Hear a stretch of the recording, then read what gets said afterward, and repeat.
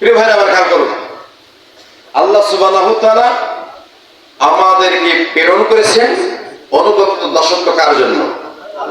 আরে ভাই কথা বলেন, কার জন্য? মরা মানুষের মতো বসে থাকা যাবে না। আমি কি আপনাদের কবরস্থানের কথা বলছি? আপনারা কি মরে গেছেন? জিন্দা না মৃত? আপনারা আওয়াজ দেন।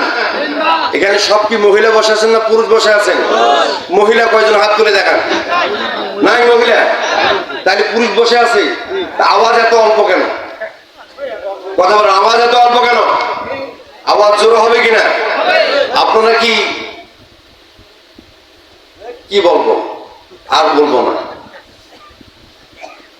ওই ব্যক্তি তখন আল্লাহর মুখ হয়ে যায় যখন আল্লাহর কথা শুনে, আল্লাহর কথার আওয়াজে আওয়াজ দেয়, তখন ওই আওয়াজটা আল্লাহর হয়ে যায়, তার জবানটাও আল্লাহর হয়ে যায়। মুসলমান জাতির কপাল পড়ে গিয়েছে তো, ওয়াজ শুনতে শুনতে এক এক বলতে এক এক ফতোয়া শুনতে শুনতে মুসলমানের অবস্থা রাস্তা নাবুদ হয়ে গেছে। কথা বলতে আজকে ফিলিস্তিনের মুসলমান সইতে পারে না, খাইতে পারে না। ফিলিস্তিনের শিশুরা খাইতে পারে না, ফিলিস্তিনের শিশুরা ওষুধ পায় না, চিকিৎসা পায় না। যার ছিল 3 তলা বাড়ি, 5 তলা বাড়ি, 7 তলা বাড়ি, 10টা 5টা বাড়ির মালিক ছিল, আজকে সে রাস্তাও শুনতে পারে না। কথা বলে ঠিক কিনা? আজকে বাংলাদেশের মানুষ কত সুন্দর আরামে রিল্যাক্সে ফুটবলের মতো গোল হয়ে শুয়ে আছে ফ্যানের নিচে, কত আরাম। একটুকু চিন্তা নাই ইসলামের দিনের ব্যাপারে, কোরআন সুন্নাহর ব্যাপারে। কথা বলেন ঠিক কিনা? শুধু হুজুকে মুসলমান হয়েছে, কোরআনও বোঝে না, হাদিসও বোঝে না, মানতেও চায় না। শুধু বলে যে আল্লাহকে ভালোবাসি, রসুলকে ভালোবাসি। রসুলের জন্য, আল্লাহর জন্য যদি ডাক দেওয়া হয় কোরআনের পথে, তাহলে তখন আবার সেই ডাকে সাড়া দেয় না। কথা বলেন ঠিক কিনা?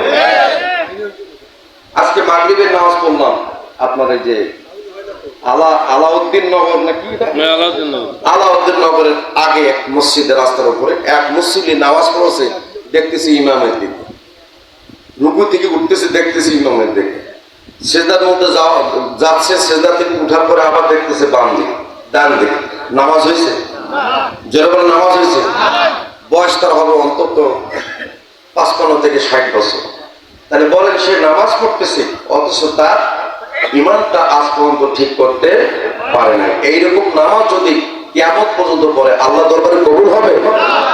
আজকে এই লোকটার উদাহরণ এই জন্য দিলাম যে আজকে আমরা ওয়াজ শোনার জন্য বসেছি, নিজেকে পরিবর্তনের জন্য। যারা নিজেকে পরিবর্তন করার জন্য ওয়াজের মাহফিলে বসবে না, আল্লাহ তার কপালে কখনো পরিবর্তন দিবে না। হুদাল লিন্নাস আর হিদায়াতুল লিন্নাস। কথা বলে দেখতে না, একজন মানুষ যখন হেদায়েত চায়, আল্লাহ পাক তখনই তাকে হেদায়েত দেয়। জোরে বলুন সুবহানাল্লাহ। এখন বলেন, আজকে আমরা আল্লাহর কাছে হেদায়েত পাওয়ার জন্য কারা কারা এসেছি? দুহাত তুলে টান টান করে আমার আল্লাহকে দেখাবো। আমিন।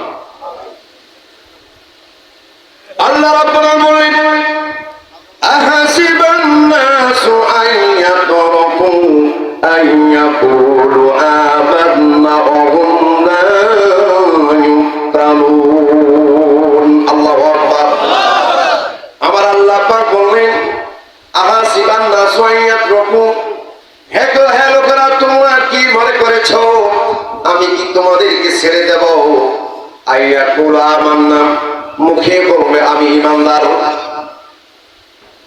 মুখে বলবে তুমি নামাজি, মুখে বলবে তুমি হাজির, তুমি মুফতি, ফকির, মুহাদ্দিস, মুখে বলবে তুমি তাফসীর, মুখে বলবে আমি একজন পরহেজগার, আমি একজন মুত্তাকি, আমি একজন আল্লাহওয়ালা বান্দা রে।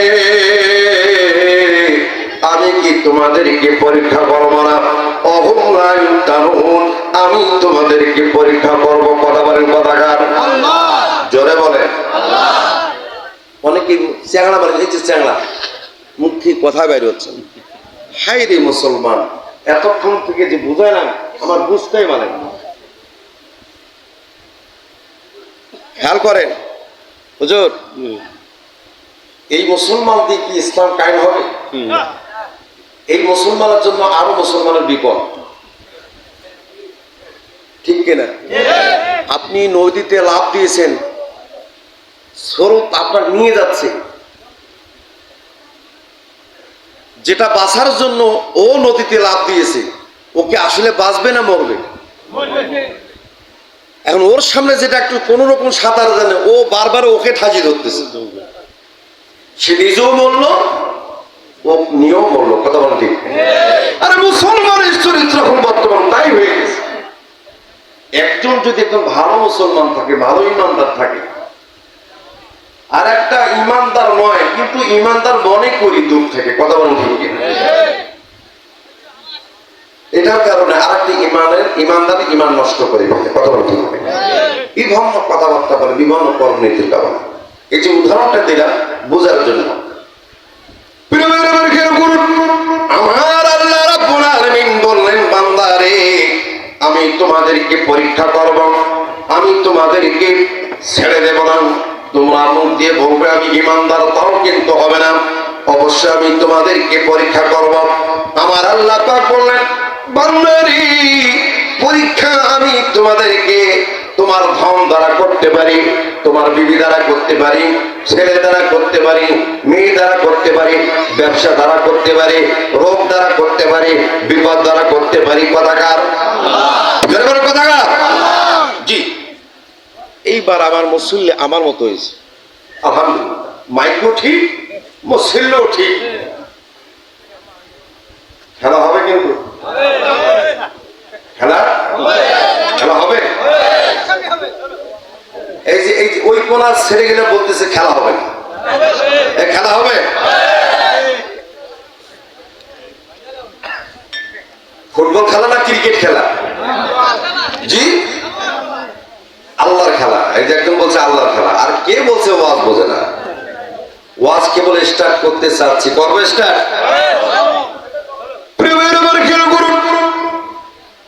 দুনিয়ার জমিনে একজন মুমিনের সর্বক্ষণ পরীক্ষা। একজন মুমিন পরীক্ষায় যখন উত্তীর্ণ হয়, আমার আল্লাহ সঙ্গে সঙ্গে আল্লাহর বান্দাকে জান্নাত দিয়ে দেয়। কথাটা বাইরে আমার খেয়াল করুন। আপনার হঠাৎ করে একটা ছেলে মারা গেল, আপনার করণীয় কি?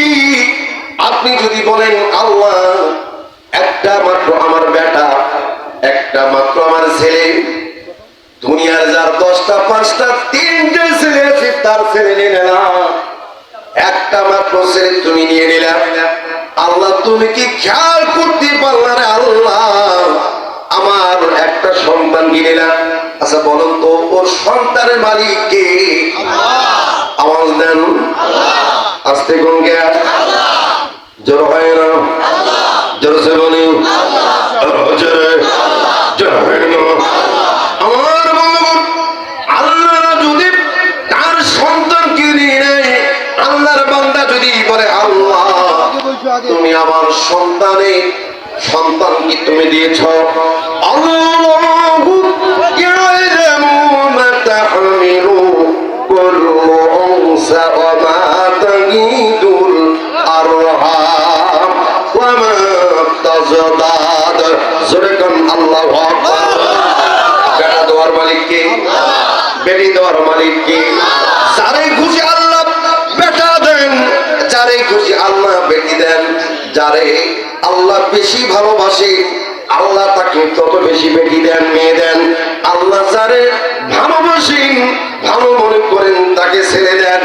আমার বন্ধুগণ খেয়াল করুন, আল্লাহ রাব্বুল আলামিন পৃথিবীর জমিনে সব কিছু নিয়ন্ত্রণ তার হাতে। আল্লাহ যা ভালো মনে করেন তাই করেন। আল্লাহর সৃষ্টি নিয়ে কোনো গবেষণা চিন্তা করা যাবে না। কথাকার বিরবাইর আমার খেয়াল করুন। এই জন্য পরীক্ষার সম্মুখীন সর্বক্ষণ থাকতে হবে। আমার আপনার পরীক্ষা হইতে পারে, আমার আপনার 20 কোটি টাকার একটা গোডাউন আছে, হঠাৎ করে ইলেকট্রিক বোর্ড থেকে, সকেট থেকে আপনার আগুন বিস্ফোরণ হয়ে গোটা গোডাউনের মতো আগুন হয়ে গেছে। আপনার কোম্পানি গোটা পুরো ছাই হয়ে গিয়েছে। আপনার ধানের গোলাটা নষ্ট হয়ে গেল, পড়ে গেল। আপনার বাড়িটা পড়ে গেল, আপনি শূন্য হয়ে গেলেন। সব কিছু আল্লাহ পাক ধ্বংস করে দিল।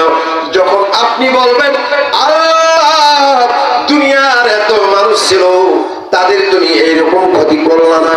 আল্লাহ আমার মতো নগণ্য তোমার গোলাম নেই, তুমি পরীক্ষা দিলা, ক্ষতি করলা, এরকম যদি বলেন আপনার আমার শিরিক হবে। আর আপনি আমি যদি বলি মালিক তুমি যা কিছু করো একমাত্র তোমার বান্দার কল্যাণের জন্য করো, অবশ্যই আমার এর মধ্যে কল্যাণ আছে। আলহামদুলিল্লাহি রাব্বিল আলামিন। বান্দা যখন শুকর গুজার করি, আল্লাহর প্রশংসা করে, আল্লাহ রাব্বুল আলামিন বলেন বান্দা তুমি যখন আমার প্রশংসা করলা, আমি তোমার 20 কোটি সম্পদ, 20 কোটি টাকার সম্পদ নষ্ট করে দিলাম, ধূলিসাৎ করে দিলাম, মাটির সাথে মিশাই দিলাম। আমি আল্লাহ রাব্বুল আলামিন আমি তোমাকে আখিরাতের দিন কিয়ামতের ময়দানে আমি 20 কোটি টাকার সম্পদের বিনিময়ে উহুদ পাহাড়ের মতো সওয়াব নেকি আমল তোমার আমলে পরিপূর্ণ করব। জোরে জোরে কোন সুবহানাল্লাহ। আলোচনার নাম কি? পরীক্ষা দিয়া ইমান। কি দিয়া? জোরে বলেন। মেট্রিক পরীক্ষা না দিলে, পাস না করলে সার্টিফিকেট পাওয়া যাবে। ইন্টার পরীক্ষা যদি না দেন, পাস যদি না করেন, সার্টিফিকেট পাওয়া যাবে। ভার্সিটিতে যদি চান্স না পান, ভার্সিটির বারান্দা যাওয়া যাবে। আমার কথা বোঝেন আপনারা? ভাইরা আমার কেউ করুন, আল্লাহ রাব্বুল আলামিন দুনিয়ার জমিনে প্রত্যেকটা মুমিনকে পরীক্ষা করেন। ধন দ্বারা, সম্পদ দ্বারা, অর্থ দ্বারা, টাকা দ্বারা, বিপদ আপদ দ্বারা, রোগ ব্যাধি দ্বারা। পৃথিবীর জমিনে আদম আলাইহিস সালাম থেকে শুরু করে যত নবী এসেছেন প্রত্যেকটা নবীকে পরীক্ষা করছেন। কথা বলেন কথাকার, জোরে বলেন কথাকার। জাকারিয়া নবী আমার বন্ধুগণ তারা কওমকে দাওয়াত দিল, কওমের মানুষ তাকে ধাওয়া করলো।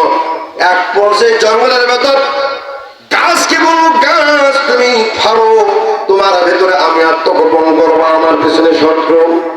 আল্লাহ রাব্বুল আলামিন সঙ্গে সঙ্গে আল্লাহ রাব্বুল আলামিন মন খারাপ করলেন।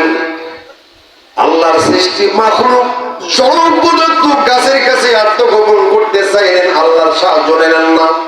একজন নবী কি অপদস্থ করতে পারে না, গাছ ফেড়ে গেল, গাছের ভেতরে আত্মগোপন করো, পাঞ্জাবির একটা কিনেরা বাইরে পড়ে থাকলো, পিরানের বা কাপড়ের। আমার বন্ধুগণ মিস্টার ইবলিস, আমার বন্ধুগণ ওই কওমের লোকগুলোর সামনে দান্দারমান হয়ে গেল, দাঁড়িয়ে গেল। তাদেরকে জিজ্ঞাসা করলো তোমরা কারে খোঁজো? বললেন আমরা জাকারিয়া নবীকে খুঁজি। চিৎকার করলো আল্লাহু আকবার। কারে খোঁজো? জাকারিয়া নবীর কওমের লোকেরা তাকে মারার জন্য তার পিছনে ধাওয়া করছে।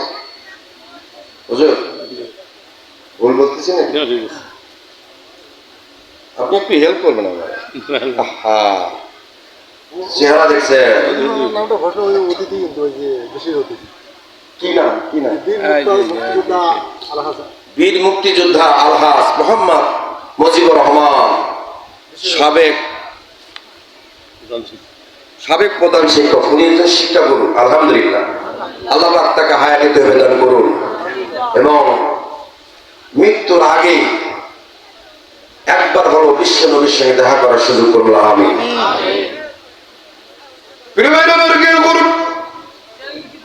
মিস্টার ইবলিস জাকারিয়া নবীর কওমের লোকগুলোকে সামনে দণ্ডায়মান হয়ে বললেন তোমরা কারে খোঁজো? লোকগুলো বলল আমরা খুঁজতেছি জাকারিয়া নবীকে। আচ্ছা বলেন তো, জীবনে কোনদিন শয়তান দেখছেন নাকি? এই জোরে বলেন। মাহফিল ছোট কিন্তু বিরক্ত হচ্ছে বেশি। কিন্তু এত উঠাউঠি, এত তাপাল্লিং করলে কিন্তু ওয়াজ বন্ধ করে দেবো। আব্দুল মোমিন ভাই একদম স্টপ থাকে, কোনো উঠাউঠি চলবে না, একদম উঠবে না।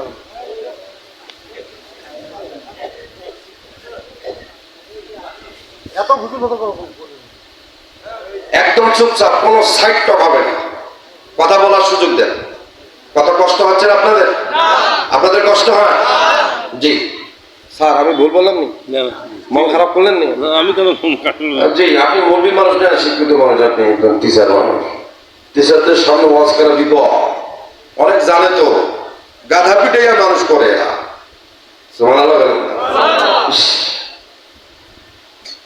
এত গরিব কে আপনারা? সুবহানাল্লাহ যারা বলে না, আলহামদুলিল্লাহ, সবচেয়ে পৃথিবীর মধ্যে সবচেয়ে বড় গরিব এরা, বড় গরিব। কি গরিব স্যার? বড় গরিব। এখন বলেন আপনারা কি বড় গরিব থাকতে চান না বড় লোক হইতে চান? জি, বলেন। আইসে যখন কিছু কথা কয়া যাব, আসিতেছে কি আসিতেছে। শয়তান কোনদিন দেখছেন? একটা লোক অন্তত দাঁড়িয়ে বলছে হুজুর আমি দেখছি। কেউ দেখেন না? দেখাবো শয়তান, দেখাবো। খেলা হবে তো ইনশাআল্লাহ। খেয়াল দেখেন, খেয়াল করেন।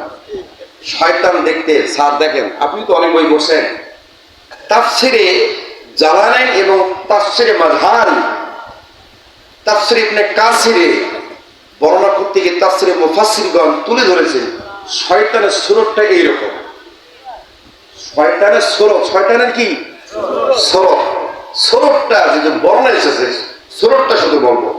শয়তানের দাড়ি হলো এখান থেকে লম্বা, এখান থেকে কি লম্বা, এই জায়গার মধ্যে মোষ নাই, এখানে আসি মোষ, এখানে আসি কি মোষ, দুটো এইদিকে ঝুলে পড়ছে, এইদিকে ঝুলে পড়ছে। শয়তান দেখতেছেন? কথা বলো, আমি তো শয়তানের সুরত দেখাচ্ছি না, দেখেন না, এটা এটা ভালো করে দেখেন। দেখতেছেন আপনারা? শয়তানের গুরু হলো, আমাদের গুরুটি এরকম না, শয়তানের গুরু হলো এইরকম। গুরু কি এইদিকে, হ্যাঁ। আর শয়তানের এই যে সামনের এই যে পিড়িতে আছে না, এই যে কথা খেয়াল করেন। আচ্ছা বলেন তো, যেগুলো তো বহু ওয়াজ শুনছে, এই শয়তান দেখা ওয়াজ শুনছেন? কথা কয় না। কোন বক্তা শয়তানের স্রোত দেখাইছে? নতুন একটা মডেল দিয়ে গেলেন আমাদের। শয়তানের সামনের পিড়ির দাঁত, এখানে 4টা দাঁত নাই। কটা দাঁত নাই? 4টা দাঁত নাই। কটা স্রোত পাইলেন? আবার শোনো, শয়তান হাসে কেমনে সেটাও দেখেন। শয়তান হাসে, আর এই শয়তানের হাসিটা টিভিতে যে আপনারা ছবি সিনেমা দেখেন, যাত্রা দেখেন, ওই হাসিটাই ওরা পাঠ করায়, ঠিক কিনা? ওই কাজটা শয়তানি হইল কিনা? এখন কি পুরোপুরি 100% শয়তান দেখছেন? দেখছেন কি?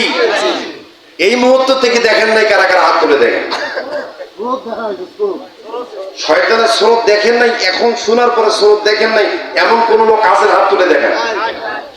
এখানে যারা আছে সবাই শয়তানের স্রোত দেখলাম, আলহামদুলিল্লাহ। এখন এই কোয়ালিটির লোক দেখলেই আর এইরকম আচরণের লোক দেখলেই বুঝতে হবে এটা ওই মাল, ওই প্রোডাক্ট। বুঝে গেছে? ওই মাল, ওই প্রোডাক্ট, ওই প্রোডাক্টটাকে বাতিল করতে হবে। বুঝছেন? বুঝছেন কি বোঝেন না? আসিতেছে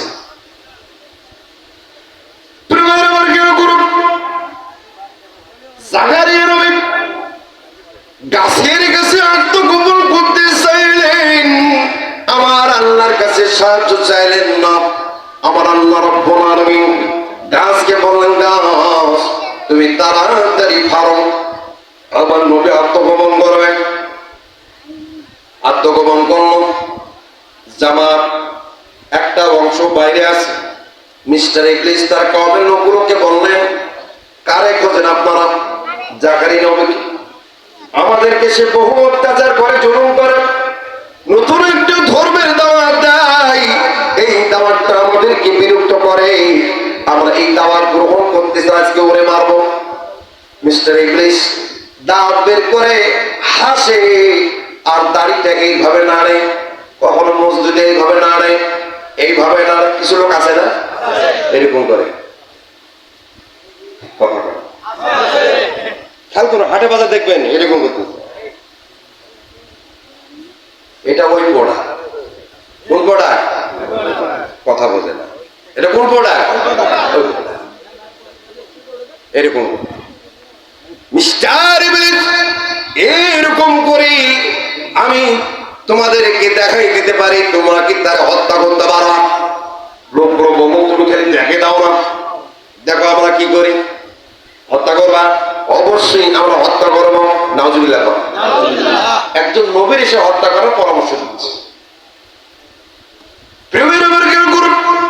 জাকারিয়া নবী মিস্টার ইবলিস দেখাই দেওয়ার সঙ্গে সঙ্গে আমার বন্ধুগণ খেয়াল করুন, করাত নিয়ে আসা হলো, ওই গাছটাকে ফালাই করা শুরু করা হলো।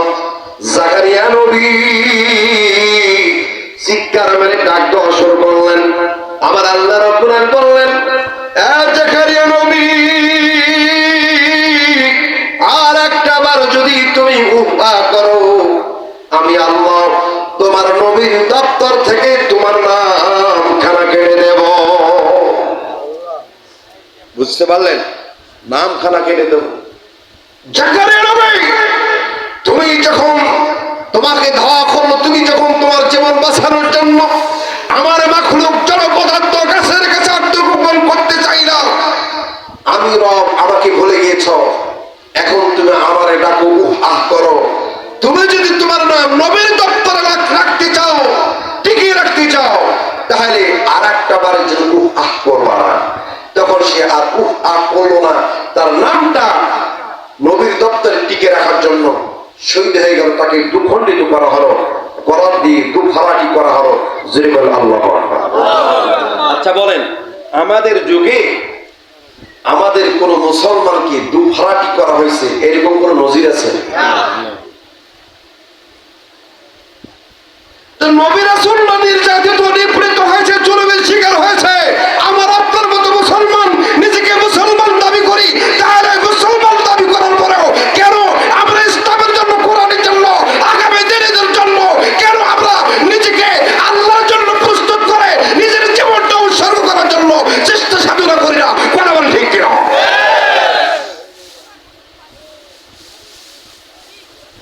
যে দিনের জন্য হযরত ওসমান রাদিয়াল্লাহু তাআলা কোরআন পড়ারত অবস্থায় যেমন দিলেন, যে দিনের জন্য হযরত আলী রাদিয়াল্লাহু তাআলা কাররামাল্লাহু ওয়াজহাহু নামাজরত অবস্থায় শহীদ হয়ে গেলেন, সে দিনের জন্য 2.5 বছরের শিশু আলী আসগরকে এক ফোঁটা পানির জন্য শহীদ হতে হলো, যে দিনের জন্য সেই আমার বিশ্বনবী মুহাম্মদ রাসূলুল্লাহ সাল্লাল্লাহু আলাইহি ওয়াসাল্লামের দহিত্র হাসান রাদিয়াল্লাহু তাআলাকে বিস্ফোরণে হত্যা করা হলো, যে দিনের জন্য আমার বন্ধুগণ, যে দিনের জন্য বিশ্বনবীর দহিত্র ইমাম হোসেনকে কারবালার প্রান্তরে ইজিপ্ট সেবক আমার বন্ধুগণ শহীদ করলো, সেই দিনের জন্য আমরা মুসলমানরা কেন আল্লাহর পথে, আল্লাহর দ্বীনের পথে, কোরআনের জন্য, নবীর আদেশের জন্য যেমন দিতে পারে না, আমি আপনাদেরকে উদাত্ত হওয়ার জন্য আহ্বান করব।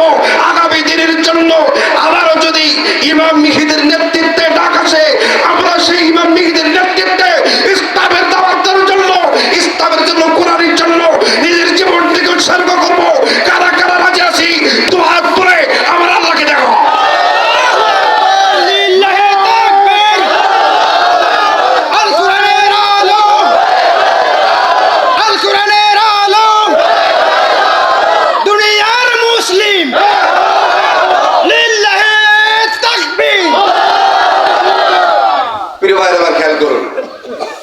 ইসলামকে পরিপূর্ণভাবে মহব্বত করতে হবে, ভালোবাসতে হবে।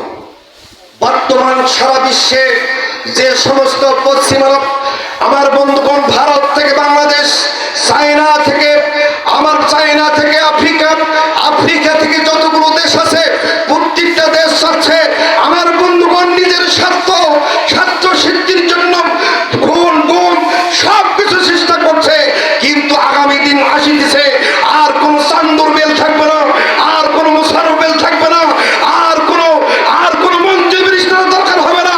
আগামী দিন আসতেছে ইমাম মিহিদের নেতৃত্বে ওই হলো মসজিদ আকসার সিঁড়ি হয়ে নামবে, মসজিদে হারাম থেকে শুরু হবে ইসলামী আন্দোলন, আর জিহাদ শুরু হবে। গোটা বিশ্বে আবার নতুন করে কালেমার পতাকা পথ করে উঠবে। সেই দলে আমরা সেই আকামতে দিলে সেই কোরআনের দলে অন্তর্ভুক্ত হতে চাই। আর একটা বার কারা কারা রাজি আছি? দোয়া তুলে আমরা লাগে দেখো।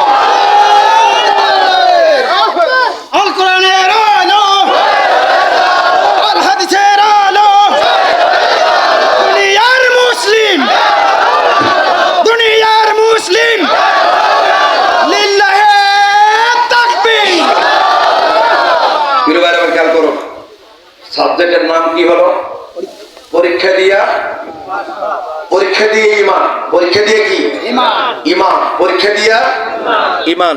একজন নবী দুখণ্ডিত হলো, নিজের নাম নবীদের দস্তরে, নবীদের তালিকায় নামটা টিকিয়ে রাখার জন্য দুখণ্ডিত হলো। কথা বলেন ঠিক কিনা? আমাদেরকে দুখণ্ডিত হতে হবে না, আমাদেরকে শুধু একটা কাজ করতে হবে। আমার হাতে এটা কি? এই কোরআনের ছায়া আসতে হবে, ঠিক কিনা? কোরআনের ছায়ায় আসতে হবে। Islam is the complete code of life. This is the book of the holy Quran, no doubt in it. Let us on the step path. কথা বলুন ঠিক? পৃথিবীর জমিনে আজ পর্যন্ত আমার এই 23 বছর ধরে বিশ্বনবীর উপরে যে ওহীর বাণী এসেছে, সেই ওহীর বাণীর একটা জের, একটা পেশের ভুল বের করতে পারে নাই। কথা বলেন ঠিক কিনা? এই জন্য এই কোরআনের ছায়া আসতে হবে। আগামীতে আসতেছে পরীক্ষা দিতে হবে, সেই পরীক্ষার প্রস্তুতি নিতে হবে। নিজেকে তৈরি করব জান্নাত পাওয়ার জন্য, নিজেকে তৈরি করব জান্নাতের টিকিট ক্রয় করব, নিজেকে তৈরি করব আগামতে দিন প্রতিষ্ঠিত করার জন্য, নিজেকে তৈরি করবো। কথা বলেন ঠিক কিনা? কোন বুড়া মানুষ দিয়ে ইসলাম কায়েম হয় না, কোন বুড়া মানুষ জান্নাত পাবে না। কথা কার? বোঝেন নাই মনে হয়? একটা বুড়া মানুষও জান্নাত যাবে না। স্যার মন খারাপ করলেন নাকি? সবাই যুবক বয়সে জান্নাত পাবে।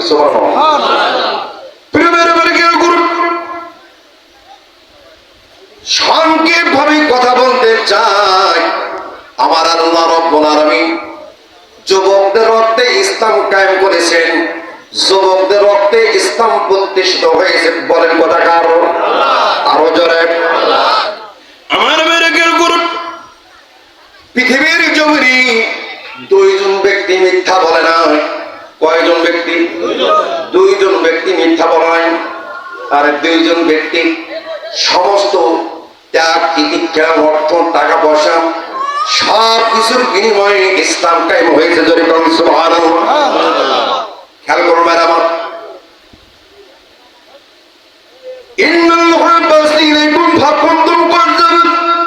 ওখানে আবু বকর সিদ্দিক রাদিয়াল্লাহু তাআলা আনহু ওয়া সালমিন আতসাওফাল আনতুম তারকুন সাহাবী রাহাহুল বুখারী।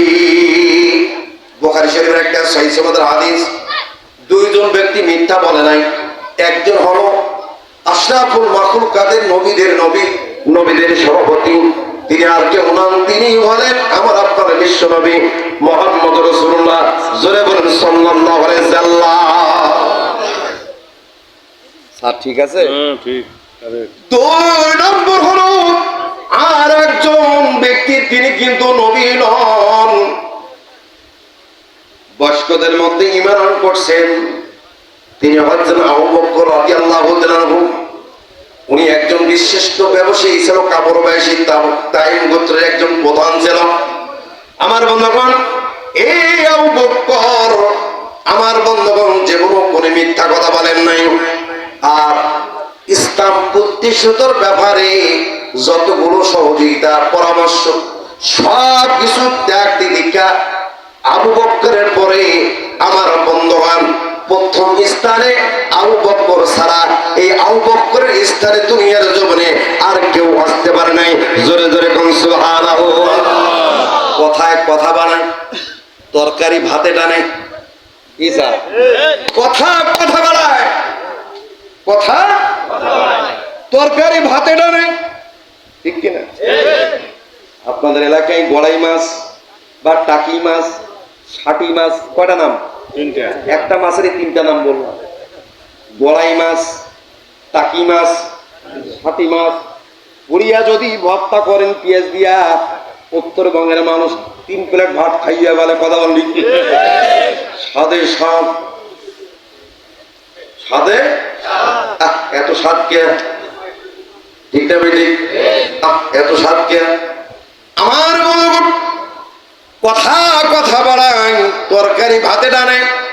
এই জন্য বললাম আবু বকর তার স্থানটা দখল করতে পারে নাই। এখন এটা প্রমাণ দিতে গিয়ে আর একটা ঘটনা বলা লাগে। বিশ্ব নবীর বাড়িতে ওমর আসছে, কিন্তু ওমর আসার আগে রাত্রি হাফসা বলছে যে নবীজি, আকাশে যতগুলো নক্ষত্র তারা আছে, এই নক্ষত্র তারার চেয়ে নেকি কার বেশি বলবেন কি? সুবহানাল্লাহ, ফজর নামাজের পর বলি। হ্যাঁ আমার কেন গুরু, আবু বকর নয়, ওমর আসছে মেয়ের বাড়িতে, হাফসার বাড়িতে। হাফসা হলো বিশ্ব নবীর বিবি। কার বিবি? আরে জোরে বলেন, কার বিবি? বিশ্ব নবীর বিবি। হাফসা বলছেন, ইয়া রাসূলুল্লাহ, ইয়া হাবিবাল্লাহ, এই যে জ্যোৎস্না রাত্রি তারাগুলো, নক্ষত্রগুলো দেখা যায়, এই নক্ষত্র গণা যায় না, এরকম নেকি কার আছে? আল্লাহ নবী বললেন, হাফসা, এমন একটা প্রশ্ন করলে এর উত্তর আমি তোমার না দিয়ে থাকতে পারলাম না। এই নক্ষত্র যে অগণিত, এইরকম অগণিত নেকি আবু বকরের আমলে আমার আল্লাহ সুবহানাহু ওয়া তাআলা লিখে দিয়েছেন। জোরে জোরে কোন সুবহানাল্লাহ। আপনি আমার মাফাত করলে রদিও আম্বিয়াও আউলিয়াও মুহতাজিও সাজুদেশ রাহমাতাল লিল আলামিন। আপনি আমার মাফাত করলে রদিও আম্বিয়াও আউলিয়াও মুহতাজিও সাজুদেশ রাহমাতাল লিল আলামিন।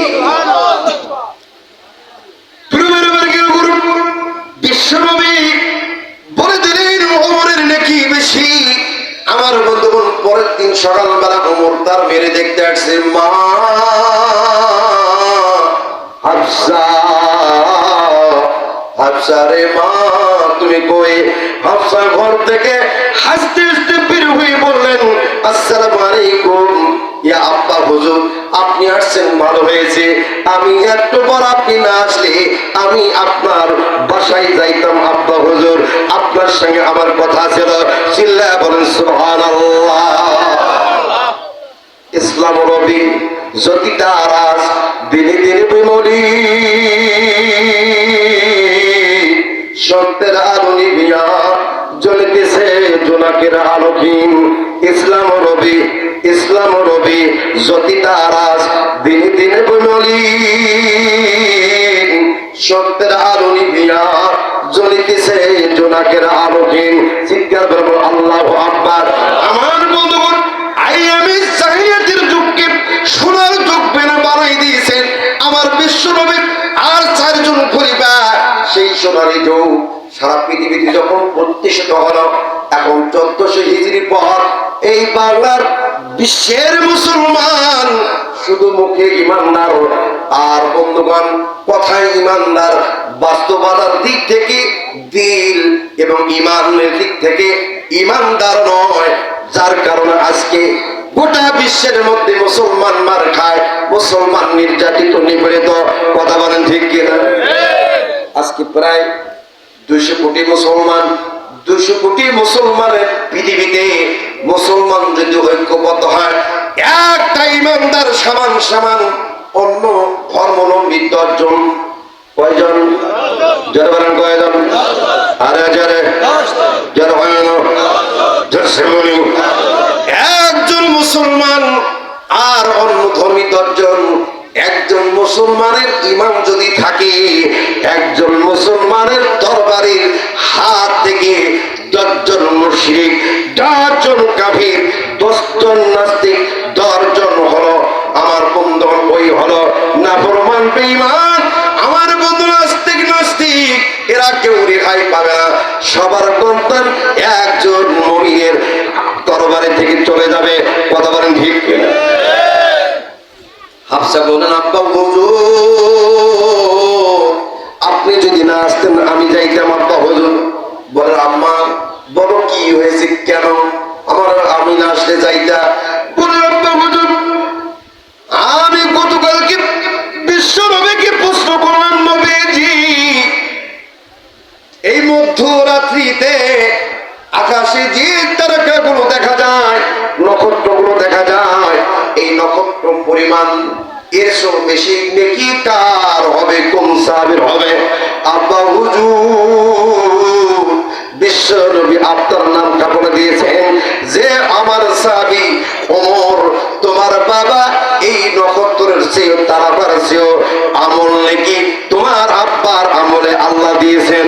জোরে জোরে কোন সুবহানাল্লাহ। ওমর কাঁদতে শুরু করলেন। ওমর কি কাঁদতে শুরু করল?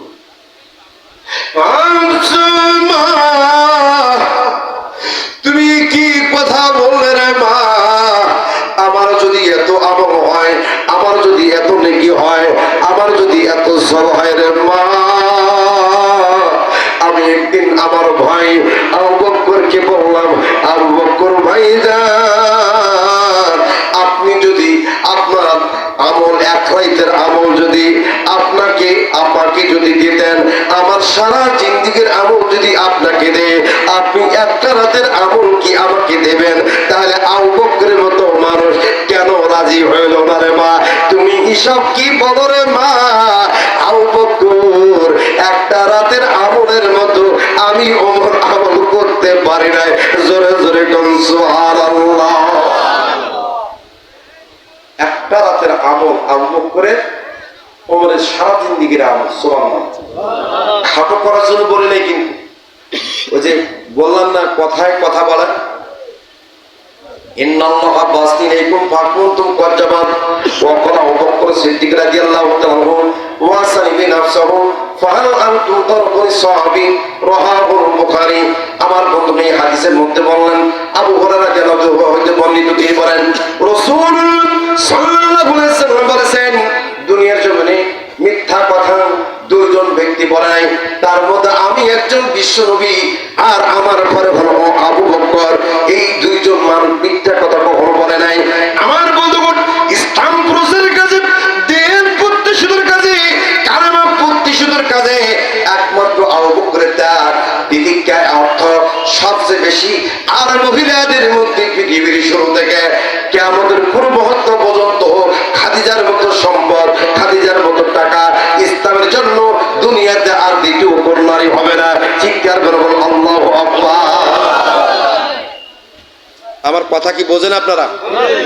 আলোচনার নাম কি? পরীক্ষা দিয়া। আপনারা কি মনে রাখতে পারেন না? পরীক্ষা দিয়া। এই যে দুইজন সাহাবীর যে কথাগুলো বললাম, তারা কত আমলিয়াত ছিল। আমরা কি আবু বকর ওমরের মতো আমলিয়াত হতে পারবো? স্যার পারবো আমরা? না, সম্ভব কখনো না। তাহলে আমার আপনার সর্বক্ষণ সব সময় পরীক্ষার জন্য প্রস্তুত থাকতে হবে। কথা বলে দিন, রোগ দ্বারা, জ্বর দ্বারা, ব্যথা দ্বারা, সম্পদ দ্বারা, গরু বছর দ্বারা, ছেলে মেয়ে দ্বারা বিভিন্ন ভাবে আমার আপনার আল্লাহ পরীক্ষা নিতে পারে। কথা বলে দিন। পৃথিবীর জোরে আমি আল্লাহ পাক পরীক্ষা করি, বাস্তব ময়দানে কি সত্যবাদী, বাস্তব ময়দানে কি মিথ্যাবাদী, আমি আল্লাহ পরীক্ষা করি কেমনে? আবার আল্লাহ পাক বললেন,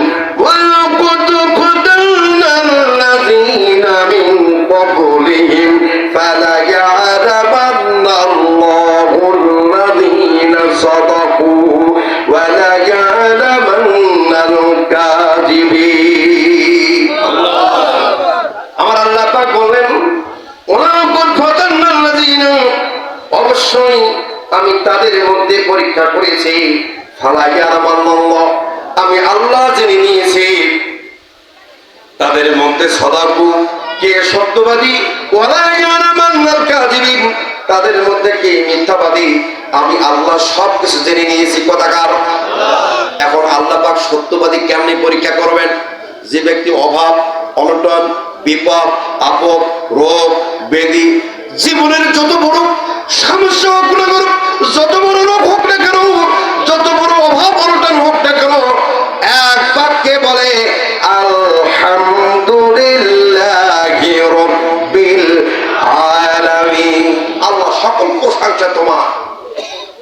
আল্লাহ, তুমি আমার অভাব দিয়েছো, বিপদ দিয়েছো, রোগ দিয়েছো, ছেলেকে তুমি নিলা, আমার মেয়ে নিলা, স্ত্রী নিলা, আমার গরু বছর ধন সম্পদ টাকা পয়সা নিলা, আমার কোনো আপত্তি নাই, যা করেছো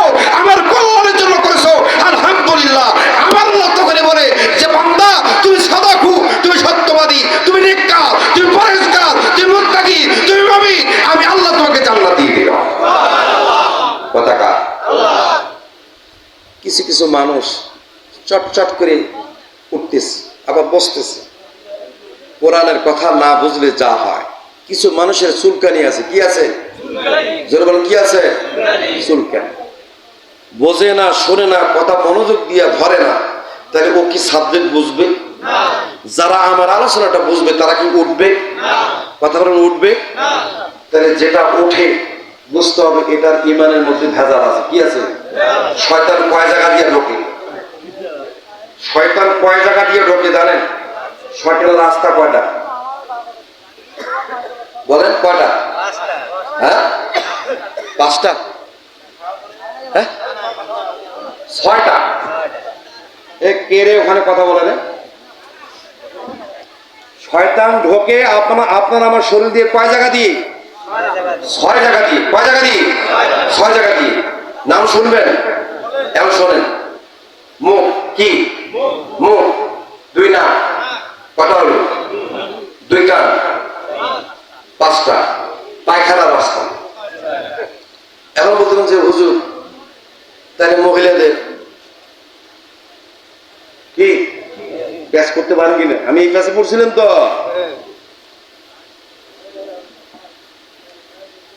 মহিলাদের পায়খানার রাস্তা, প্রসাবের রাস্তা, ভেতরে যে একটা ক্যালেন আছে, একটা হলো জায়গা মতো চলে যায় পায়খানার রাস্তা, আর একটা হলো আপনার প্রসাবের রাস্তা। আলহামদুলিল্লাহ, রাস্তা একটাই। দেখবেন যে অনেকে গরিব মানুষ সিজার করার টাকা নেই, তখন তাদের সাইড কাটে। কি কাটে? সাইড কাটে দিয়ে জায়গাটা প্রশস্ত করে দেয়, সহজে চমক দিয়ে বাচ্চাটা বের করে। আলহামদুলিল্লাহ, এই পদ্ধতি দিলেন কেটা? যখন কেটা দিল? আমার কথা কি বোঝেন আপনারা? শয়তান কয় জায়গা দিয়ে ঢোকে? তাহলে যারা এসে উঠে উঠি করে এদের ভেতর দিয়ে ঢুকতেছে কিনা, বের হইতেছে কিনা? দূর থেকে শয়তান দেখে আর হাসি যে হয় রে, বলবি তুই ওরে যা বসু রে, ওয়াজ শুনবি, এই তাফসীর শুনবি,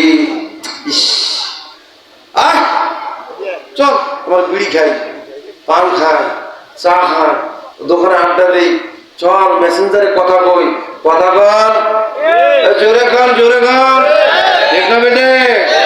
এখন বাড়িতে সেটিং করতেছে, এখানে চলে ওয়াজ, ওরা কথা সেটিং। কথা বলেন ঠিক কিনা? শয়তান কি দুনিয়াতে আসা লাগবে? শয়তান তো ওরা, শয়তানকে। আর যারা মুমিন মুত্তাকি, আল্লাহ যারা 70 বার নেক নজরে তাকাইছেন, আল্লাহর ওই গোলামকে এই তাফসীরের মাহফিল থেকে, এই কোরআনের মজলিস থেকে সে বের হইতে পারে না। কথা বলেন ঠিক কিনা? সাবজেক্টের নাম কি? পরীক্ষা দিয়া ঈমান। আব্দুল মোমেন ভাই, আপনার মনটা খারাপ নাকি? ওয়াজ কি চলবে? শেষ করবো নি? বিরক্ত হন না তো? কতক্ষণ চলবে? খেয়াল করেন, আল্লাহর নবীর পৃথিবীর যুবকদের রক্তে, আল্লাহ নবীর দাওয়াতে যুবকদের রক্তে, খেয়াল করেন, আল্লাহ নবীর দাওয়াতে যুবকদের রক্তে ইসলাম কায়েম হয়েছে। যেরকম সুবহানাল্লাহ। ইসলামের 4 নম্বর সাহাবী, তার নাম হলো যায়েদ। নাম কি তার? যায়েদ। তারা বাস্তব ময়দানে ওয়ালাকাদ ফাতান্নাল্লাযীনা মিন ক্বাবলিহিম ফালা ইয়া'লামান্নাল্লাহুল্লাযীনা সাদাকু ওয়া লা ইয়া'লামান্নাল কাযিবিন। চিৎকার করুন আল্লাহু আকবার। আমার বন্ধুগণ, বাস্তব ময়দানে আল্লাহর নবীর সাহাবী আমার বন্ধুগণ যায়েদ পরীক্ষা দিচ্ছেন কেমনে? আমার বন্ধুগণ 4 নম্বর সাহাবী, কিন্তু সাহাবী হওয়ার আগে এই যুবকের বয়স হলো 16 বছর। কত বছর? জোরে বলেন। এই 16 বছরের যুবক, আমার বন্ধুগণ, এই 16 বছরের যুবক যখন কালেমার দাওয়াত গ্রহণ করার আগে, আমার বন্ধুগণ হঠাৎ করে একদিন স্বপ্ন দেখলো। স্বপ্নের মধ্যে দেখতেছে তার মা বাবা গাছের মধ্যে বেঁধে তাকে প্রহার করতেছে, মারতেছে। মারতে মারতে মাথাটা ফাটাই দিল, রক্ত ঝর্ণার মতো যাই। তখন ঘুম ভাঙার পরে দেখলাম, কি দেখলাম? আমি তো স্বপ্ন দেখলাম। আমি কেন আমার মা আমাকে মারবে, আমার বাবা আমাকে কেন মারবে, কেন এই স্বপ্ন দেখলাম? কারণ কি? এই কারণটা জানার জন্য আমার বন্ধুগণ ছটফট ছটফট সারাদিন করতে শুরু করলো। সারাদিন ছটফট করার পর উত্তর খুঁজে পাই না। যাই কিন্তু একাই তার এক বাপের এক বেটা, এক মায়ের এক সন্তান। জোরে জোরে কোন সুবহানাল্লাহ। আইয়ামে জাহিলিয়াতের যুগে আপনার মেয়েদেরকে জীবন্ত কবর দিত, আর ছেলে সন্তানকে রাখতো, জীবিত রাখতো। বুঝা গেছে আমার কথা? এই ছেলে সন্তানকে যখন রাখতো, ছেলের সংখ্যা বেশি। এখন তার একাই এক বাপের এক বেটা, মায়ের এক ছেলে। সে খুব শৌখিন। সে কি? খুব শৌখিন। তার বাবা ছিল 14 জন মন্ত্রী। ওই সময় কাবার গোত্র প্রধান ছিল 14 জন পুরুষ, আর নারী প্রধান ছিল 4 জন। নারী প্রধান কয়জন? 4 জন। তার মধ্যে সাইদের বাবা ছিল একজন মন্ত্রী, তার নাম হলো সাইদ। তার নাম কি? জায়েদ ইবনে, আমার বোন জায়েদ ইবনে সাইদ, আমার বোন সাইদের বেটা জায়েদ। সে হঠাৎ করে স্বপ্ন দেখলো তার মা বাবা ঘুমন্ত অবস্থায় তাকে মারতেছে, প্রহার করতেছে। স্বপ্ন যখন দেখলো আমার বন্ধুগণ ঘুম তৃতীর পরে সে চিন্তা করলো, আমার বাবা, আমি একমাত্র সন্তান, কেন আমাকে মারবে, কেন আমার উপর জুলুম করবে, কেন এই স্বপ্ন দেখলাম? কারণ কি? আমার বন্ধুগণ ঘর থেকে বের হবেন, ঘর থেকে বের হওয়া মাত্র 5 জন নারী দাঁড়ায় আছে। একটা নারীর হাতে হলো রুমাল, আর একটা নারীর হাতে হলো জয়তুনের ডাল, আর একটা নারীর হাতে হলো পানি, আর একটা নারীর হাতে হলো আমার বন্ধুগণ খাবার, আর একটা নারী আমার বোন দাসী ঘর পরিষ্কার করার জন্য। 5 জন উপস্থিত হয়ে গেছে। দরজা খোলা মাত্র আমার বন্ধুগণ সবাই সবার কথাগুলো বলছি, তাড়াতাড়ি করুন, মিসওয়াক করুন, দাঁত ঘষুন, ব্রাশ করুন, তাড়াতাড়ি করে মুখটা ধুন, নাস্তা করেন। এইভাবে বলতে শুরু করলো। যাই বলতেছে, রে আমি আজকে কোনো খাবার খাবো না, আমার মন ভালো নাই। এই কথা বলার পরে যখন ঘর থেকে বের হচ্ছেন, মা বললেন, বেটা কি হয়েছে? তুমি কেন তুমি রাগ করছো? কেন তুমি মুখ ব্রাশ করবে, দাঁত ব্রাশ করবে না? কেন তুমি পরিষ্কার হবে না? কেন তুমি মুখ ধোবে না? কেন তুমি নাস্তা করবে না? কি হলো না বেটা? কেউ কি তোমাকে কেউ কিছু বলছে নাকি? আমার বন্ধু বললো, বেটা তোমার মন খারাপ হলো কেন? তোমার যদি মন সন্তুষ্ট করার জন্য তোমাকে স্বর্ণ মুদ্রা দিতে হয়, আমি তোমাকে টাকা দিচ্ছি, মুদ্রা দিচ্ছি, তুমি এরকম মন খারাপ করিও না। মা সন্দেকের মধ্যে হাতটা ঢুকিয়ে দিলেন, সন্দুক থেকে 1000 স্বর্ণ মুদ্রা একটা থলে বের করিয়া আমার বন্ধুগণ জাইদের হাতে তুলে দেওয়া বলছে, চাই বেটা, আমি তোমার একমাত্র মা, একমাত্র সন্তান, একমাত্র ছেলে তুমি, কেন তুমি মন খারাপ করবে না? বেটা যাও, স্বর্ণ মুদ্রা দিলাম, তুমি অপূর্বা সুন্দরী রমণী, তাদেরকে নাও আর মস্তি করো, ফুর্তি করো, আর যা যা করার তোমার করো, তবে তুমি মন খারাপ করো না রে বেটা। তুমি মন খারাপ করলে, মুখ ভার করে থাকলে আমি তোর মা, আমি ভালো থাকি না রে বাবা। এরকম করিস না রে বাবা।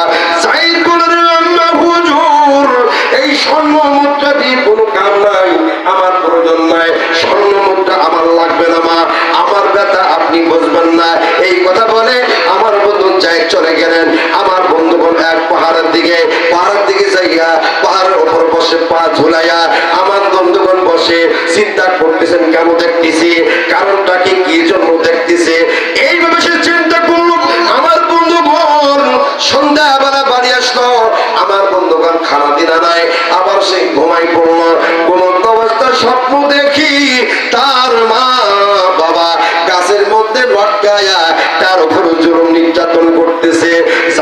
হঠাৎ করে ঘুম ভেঙে গেল, আবার চোখের পানি ছেড়ে দিয়ে কাঁদতেছে, সর্বনাশ, কেন আমি এই স্বপ্ন দেখলাম? কেন আমার বাবা, আমার মা আমাকে গাছে লটকাইয়া পিটায়? কেন আমাকে রক্ত রঞ্জিত লাল লাল করে? কারণটা কি? আমার বন্ধু পরের দিন আবার বাইরে হইলেন, সব দাসীদেরকে সরাই দিয়া ভাবতে পারে ফেরেন, মার সামনে গিয়ে হাজির হলো। বেটারে কেমন তোমার মন খারাপ? চুপ করে বেটা বসু, কি হয়েছে তোমার মনটা কেন খারাপ? আমারে বলো, কেউ তোমাকে কেউ কিছু বলছে নাকি? কোনো মেয়ে তোমাকে কোনো কথা বলছে নাকি? বললেন বেটা, বললেন আম্মা হুজুর আমাকে কেউ কিছু বলে নাই, আমার কোনো মেয়ে ব্যথা নাই, কোনো কিছু হয় নাই। এই কথা বলার পরে আমার বন্ধু ওই পাহাড়ের কাছে গেলেন, পাহাড়ের মধ্যে বসে আবার সারাদিন চিন্তা করলো। অনেক বন্ধু বান্ধব বলে, দোষ কি হয়েছে? কেন তোমার মনটা ভারী? কেন তুমি কান্দ? তোমার বাবা কিছু বলছে নাকি? তোমার মা বাবা তো তোমাকে খুবই খুবই ভালোবাসে, তোমার কোনো অর্থের অভাব নেই, তুমি যাই মনে করো তাই করতে পারো, তুমি কেন এত মন খারাপ করো? চলো আমরা ওই ক্লাবে যাবো, আমরা মস্তি করবো। ওই যুবক বলে, যাই বলে, বন্ধু রে আমার প্রশ্নের উত্তর তোমরা কি দিতে পারবা? বলো। তখন আবার মনে মনে ভাবলেন, আমার বাবা একজন মক্কার প্রধান, আমার বাবা একজন মন্ত্রী, তাকে কেন কেমনি খাটো করবো? আমার মাকে কেন খাটো করবো? এটা আন্ডার গ্রাউন্ডের কথা, এটা গোপন কথা, আমার মা বাবার ইজ্জত বলে কথা, না না বলা যাবে না। তখন মনে মনে সিদ্ধান্ত নেন, দোস্ত তোরা চলে যা, আমাকে ভালো লাগতেছে না, আমাকে একা থাকতে দে। এই কথা বলার পরে তার বন্ধুদেরকে বের করে দিলেন। হঠাৎ করে তার দৃষ্টি পড়ে গেল, তার সামনে দিয়ে একটা পথ আছে, গিরিপথ, সুড়ঙ্গ পথ। ওই পথ দিয়া আবু বকর রাদিয়াল্লাহু তাআলা যাচ্ছে। আমার বন্ধুগণ, আবু বকর হঠাৎ করে দৃষ্টি চলে গেল যায়েদের দিকে।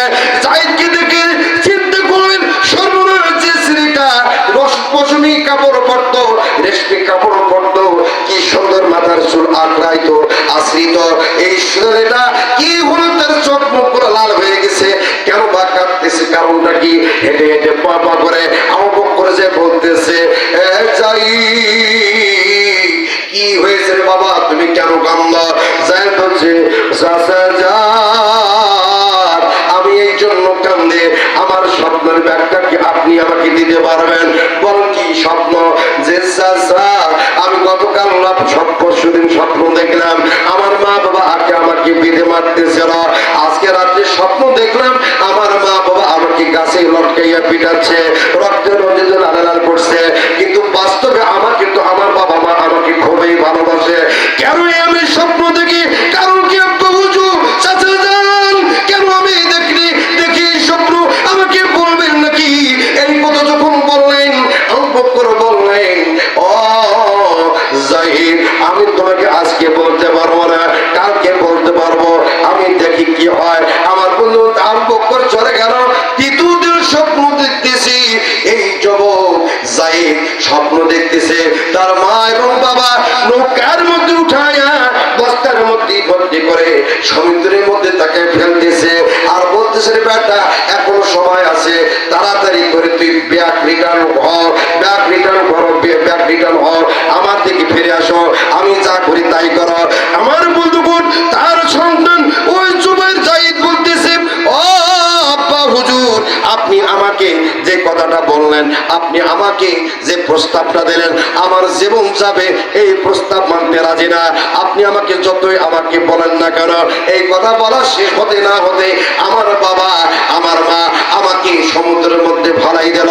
আর সমুদ্রের মধ্যে যখন বাস্তা বুদ্ধ অবস্থায় যখন ফেলাই দিল, আমি চোখের পলকে নিচের দিকে যাচ্ছিলাম, আর হঠাৎ থেকে কোথা থেকে কারা এসে আমাকে, সমুদ্রের মাছগুলো এসে আমাকে আস্তে করে তুলতে ধরে উপরের দিকে নিয়ে আসলো। আর একজন ব্যক্তি আমার কোমরটা ধরে আমাকে উষার মধ্যে, পাহাড়ের মধ্যে নিয়ে গেল। ওই লোকটার গায়ের গন্ধ, ওই লোকটার গায়ের ঘেরান আমার চোখে লাগে, আমার নাকে লাগে, আমার ওই চোখের ওই দৃষ্টি পড়ে যায়। ও চাচা যান, আমি কেন এটা দেখি? আমার বোন দ্বিতীয় দিন আবার যখন প্রশ্ন করতে শুরু করলো, আমার বোন উত্তর এইভাবে যখন প্রশ্ন উত্তর দিল, আবু বকর বললেন, জাহিদ, তোমার প্রশ্নের উত্তর আগামীকাল দেব, তুমি এই জায়গার মধ্যে থাকিও। আমার বন্ধুগণ, আবু বকর চতুর্থ দিনে যখন আবার এসে দেখলেন ওখানে জাহিদ বসে আছে আর চোখের পানি ছেড়ে দিয়ে কাঁদতেছে, আবু বকর বললেন, জাহিদ রে, তোমার 3 দিনের স্বপ্ন আমি বলতে পারবো না, তোমার 3 দিনের স্বপ্ন। বিশ্ব নবী একজন মানুষ আছে, তাজেদারে মদিনা, শাহী মদিনা, মুহাম্মদ মুস্তাফা, আহমদ মুস্তাফা, সকলে বলি সাল্লাল্লাহু আলাইহি সাল্লাম। উনি সারা দুনিয়ার জমিনে আর কেউ তোমার স্বপ্নের ব্যাখ্যা দিতে পারবে না। চিৎকার করুন আল্লাহু আকবার। সাউন্ড কমে যায়, বুঝতেছি না আমার কথা কি বোঝেন? এই স্বপ্নের ব্যাখ্যা কে দিতে পারবে? নবী মুহাম্মদ রাসূলুল্লাহ সাল্লাল্লাহু আলাইহি সাল্লাম। বিপ্লব মানে যে বন্দাওয়া বসে থাকা নয়, সে কোনদিন আসবে না রে করো যদি ভয়। বলে না, বিপ্লব মানে যে বন্দাওয়া বসে থাকা নয়, সে কোনদিন আসবে না রে করো যদি ভয়। ভালো লাগে? ভালো লাগে? ওই মুরব্বী কেন যেন ওই দিকে মুখ করে বসে আছে, এই যে খুঁটির কাছে।